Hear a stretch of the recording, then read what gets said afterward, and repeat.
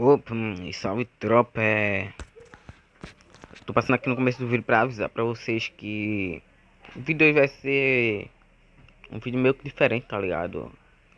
Porque eu fiquei com pouco tempo pra gravar highlight, tá ligado? Aí eu vou deixar vocês aí com dois vídeos aí que eu tentei meio que editar, tá ligado? É vídeo ritmo da música que eu tentei fazer. Eu não sou muito bom em editar, tá ligado? Mas até que ficou topzinho. E eu fiquei meio que sem tempo pra fazer highlight e gravar, porque ontem teve um campo pra mim, tá ligado? 8 horas. Eu só tive meio que hoje pra gravar. Só que eu tava meio que treinando, jogando solo S4 pá, e tava travando demais na hora que eu botava pra gravar.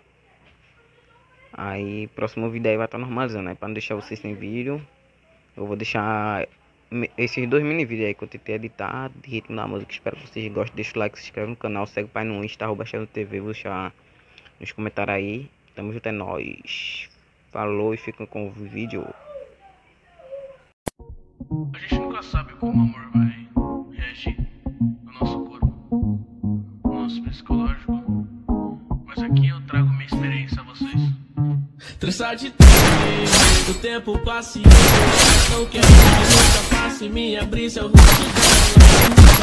dela. Pra mim, ser mais forte, vai ficar. Ser pra ela me dá a eu tô cansado do tempo.